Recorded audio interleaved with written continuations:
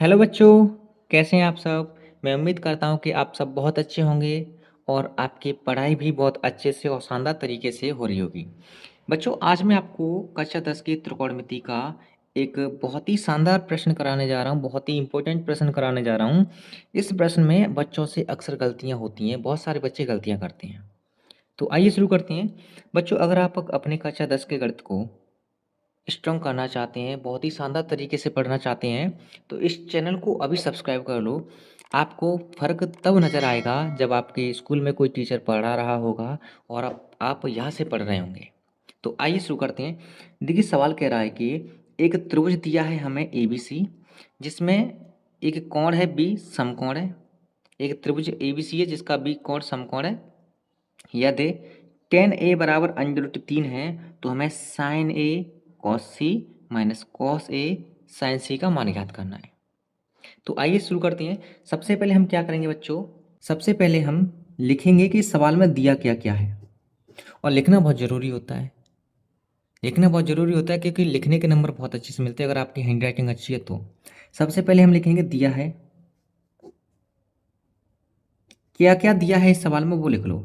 दिया है त्रिभुज ABC, ABC में कोण B समकोण है। पहले पॉइंट तो ये लिखना है आपको, कोण B समकोण है। तथा और क्या चीज़ दे रखी है? तथा दिया है क्या?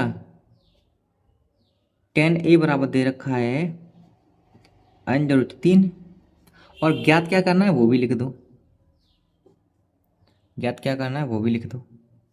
ज्ञात करना है हमें sin A cos C minus के cos A sin C का मान। तो बस अगर आपने इस तरह से लिख लिया तो समझो कि आप एक नंबर ज़्यादा लेके आओगे अगले बच्चे से। अब हमें क्या करना है, ये बात तो मैंने आपको पहले क्लास में बता दी है। अब हम क्या करेंगे? अब हम इसमें लगाएंगे पाइथागोरस। सर पाइथागोरस क्यों लगा रहे हैं? पाइथागोरस इसलिए लगा रहे हैं, पाइथागोरस इसलिए लगा रहे हैं क्योंकि एक त्रिभुज है और जिसका सम एक कोण है B समकोण है। और जब कोई समकोण त्रिभुज होता है, यानी समकोण त्रिभुज इस टाइप का होता है,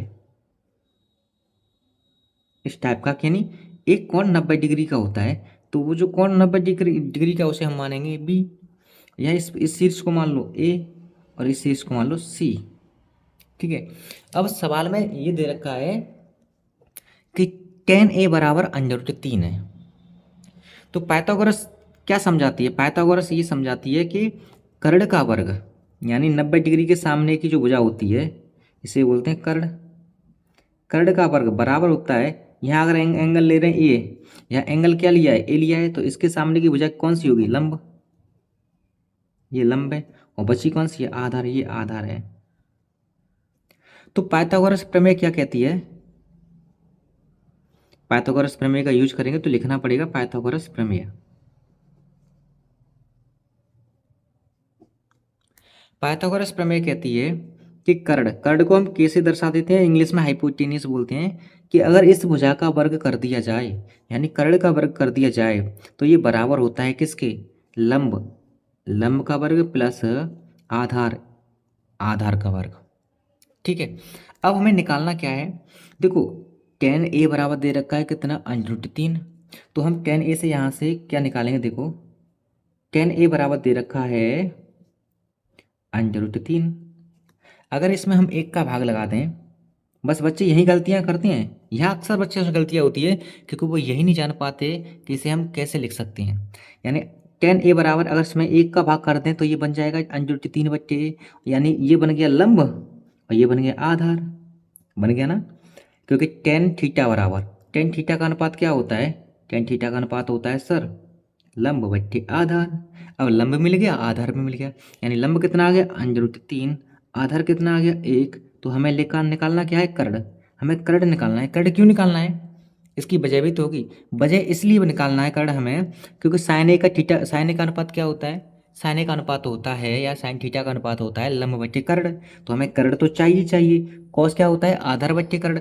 चूंकि आधार हमारे पास है लेकिन फिर भी तो कर्ण चाहिए ना।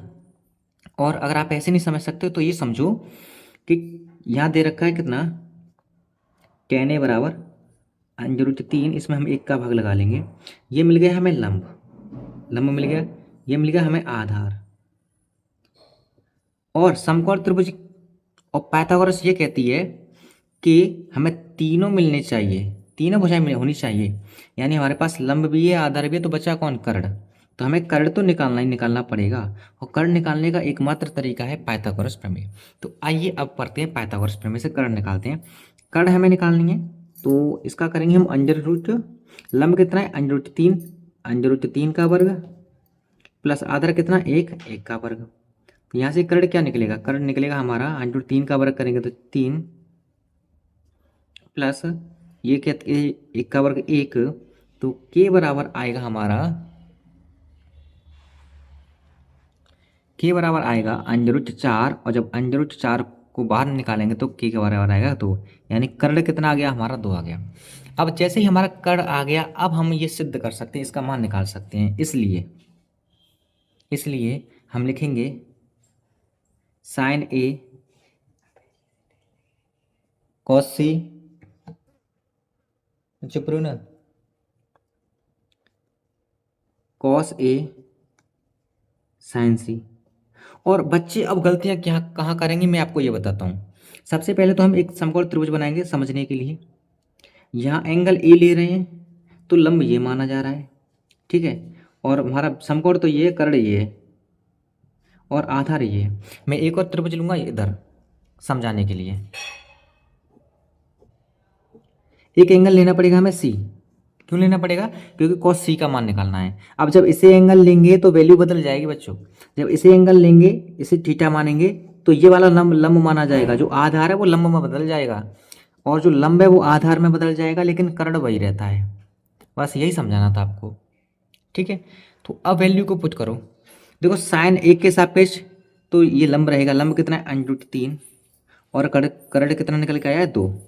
अंडर रूट 3/2 इंटू कॉस सी। अब कॉस सी में हमें एंगल ये वाला लेना पड़ेगा। अब जब इसे एंगल लेंगे तो लंब ये माना जाएगा, आधार ये माना जाएगा, कर्ण वही रहेगा। तो कॉस सी, कॉस क्या होता है? आधार बट्टे कर्ण। यानी आधार कितना है? 3 अंडर रूट में, और कर्ण कितना है? वही 2 माइनस। अब कॉस ए में आओ। कॉस ए के लिए एंगल ये माना जाएगा, तो लंब ये निकलेगा अंडर रूट 3। सॉरी, कॉस में तो लंब नहीं लेते, कॉस में क्या आता है? आधार आता है, कॉस ए। तो कॉस ए में आधार क्या माना जाएगा? ये माना जाएगा, यानी 1। और कर्ण कितना है? 2, यानी 1/2। अब आ जाओ साइन सी पे। साइन सी के लिए हमें एंगल ये मानना पड़ेगा, और इसके सापेक्ष में हमारा लंब ये रहेगा। तो साइन सी होता है, साइन थीटा होता है लंब बट्टे कर्ण, यानी लंब 1 और कर्ण कितना? 2। अब इसे सिंप्लीफाई कर लो, बस हमारा आंसर निकल आएगा, ठीक है। बहुत अच्छे लेवल का प्रश्न है, इसलिए समझाने में वक्त लग रहा है। अगर आपने एक बार समझ लिया तो आपको बहुत अच्छा लगेगा। अब देखो इसकी इंटू करो। अंडर रूट 3 से अंडर रूट 3 कटेगा, कितना आएगा? 3/4 माइनस 1/4। अब इसे सिंप्लीफाई कर लो, क्योंकि हर समान है तो एलसीएम 4 आएगा, और 3 में से 1 घटेगा तो कितना बचेगा? 2। अब इसे कैंसिल आउट करो तो 1/2। इस प्रश्न का आंसर आ गया। मैं उम्मीद करता हूँ प्यारे बच्चों, आपको ये तरीका समझ में आया होगा। और ऐसे ही शानदार तरीके से अगर आप अपने गणित को मजबूत करना चाहते हैं और अपने हाई स्कूल में अच्छे नंबर लेके आना चाहते हैं गणित में, तो इस चैनल को सब्सक्राइब कर लो, बेल आइकन को दबा दो, और हो सके तो इस वीडियो को लाइक ज़रूर कर देना, और अपने दोस्तों के पास भी शेयर करना। तो चलिए मिलते हैं ऐसे ही एक और शानदार क्लास में। Thank you.